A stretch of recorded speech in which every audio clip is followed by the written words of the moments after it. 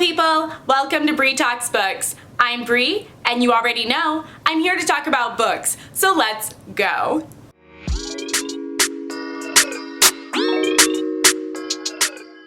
In today's video, I'm going to be going over 25 bookish facts about me. I'm gonna keep it nice and short and just hop right into my list here. So starting off with number 1, I actually didn't begin reading fantasy or like high fantasy until about 4 years ago, which was when I first discovered BookTube. And now it's like one of my most read genres. Number 2, I am a mood reader, like through and through. I will pick up a book and the minute I'm not feeling it, I have to put it down. Not necessarily DNF it, but like I have to take a break because if I'm not in the mood for it, it's just not going to happen. And that seems to be a lot of things with how my brain works. If I'm not interested, I have no motivation to do it. Yay, ADHD. Number 3.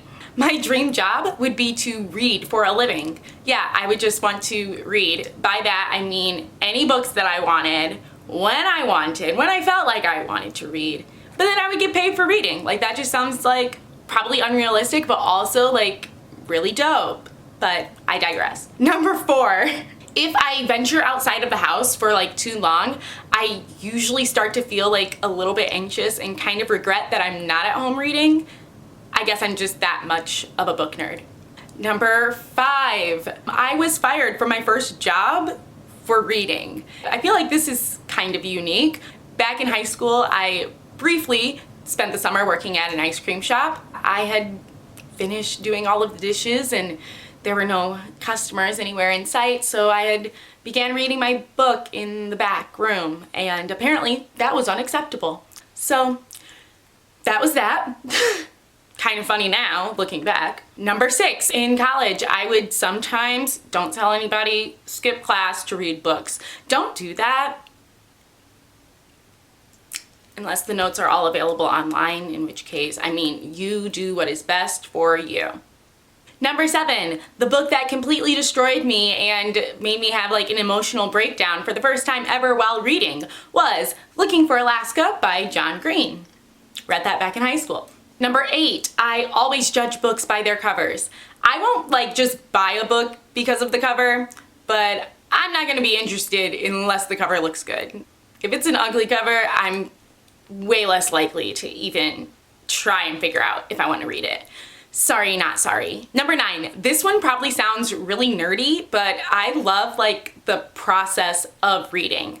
Like when I'm reading, I think about the fact that like I'm decoding words like at the same time and like making meaning of these symbols, and it's like formulating a story, and I just get really geeked out by that, and it excites me and like motivates me to keep going. Does anyone else do that? I don't know.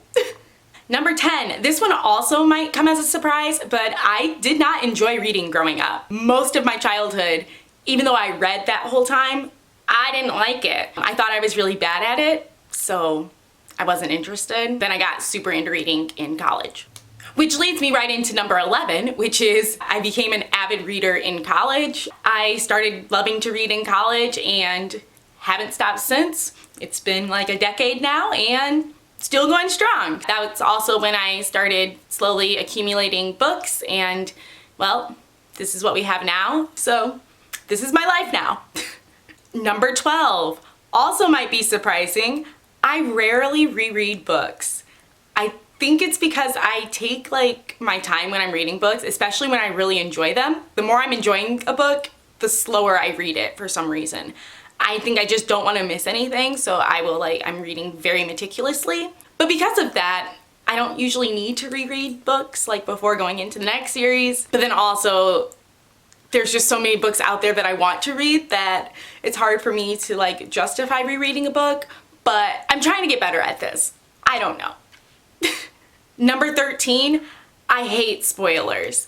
I'm sure a lot of people do, but I feel like I do more than the average person. I like to not know anything when I go into a book, which is problematic when I won't just like buy books on a whim. I want to know like everything about them and like basically know that I'm gonna love it before I'll buy a book, but then I don't want to know anything about it when I go into reading a book. So you can see how this contradiction can cause some obstacles for me as a reader. I keep losing my spot on my list. I don't know why it's so hard for me to see right now. Okay, number 14. I'm a very animated reader. I laugh out loud when I'm reading books. I cry while reading books. I may yell when I'm reading a book if I'm upset. I may throw books while I'm reading them.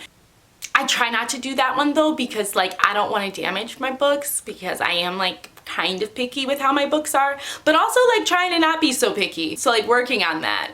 I just feel a lot of emotions, and like reading is a full on like interactive experience for me. This is also how I watch TV. Number 15. Hardbacks are my favorite to collect, and most of my books on my shelves are hardcovers. However, I prefer when I'm reading to actually read paperbacks. They're just lighter and like it's like less strain on my neck. But I usually end up reading hardbacks because that's like what I want on my shelves. It doesn't make sense. I know I'm complicated. I make things difficult for myself. Here we are. Number 16.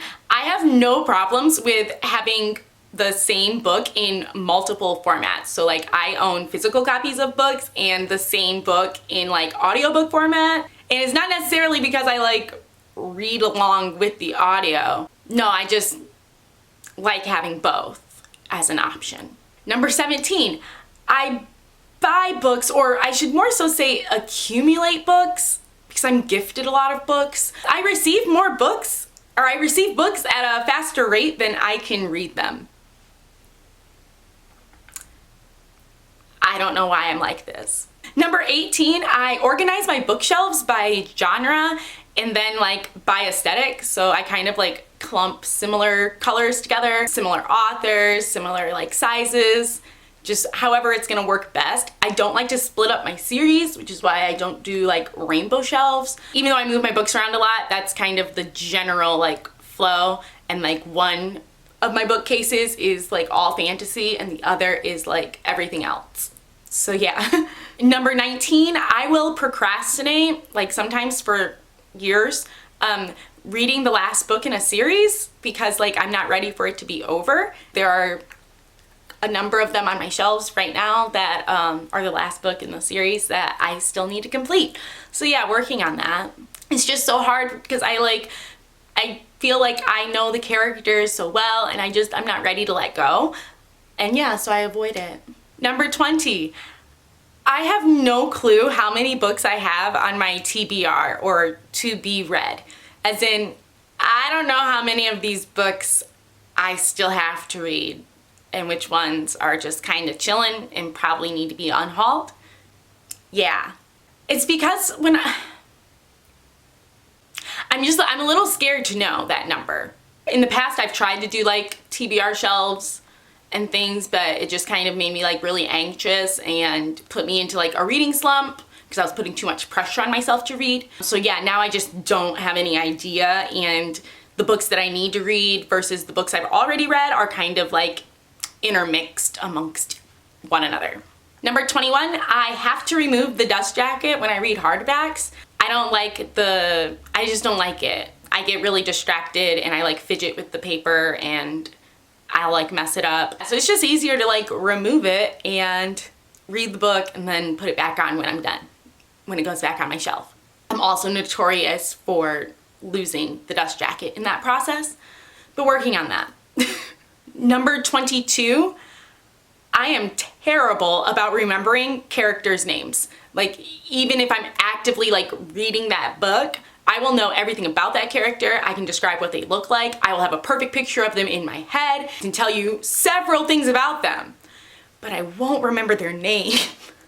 And like, especially if it's a first person narrator, like I really don't pick up on the name. I don't know.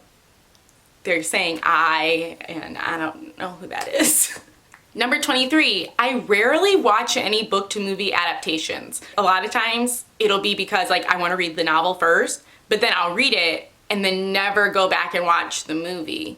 I think I'm just really bad at keeping up with movies. Number 24, one of my favorite things in books are maps. I love when like fantasy novels have maps at the beginning, and I look at them when I start the book and then never use it again. and I don't reference it at all, and it really means nothing to me while I'm reading because I don't have a good sense of direction in general. But they're still one of my favorite aspects in books. And lastly, number 25, I love to read multiple books at the same time, but if it's too many, I get overwhelmed and then I don't read anything. So yeah, I can't read one book at a time, but I can't read like more than 5 books at a time either. I have to stick in that happy medium ground.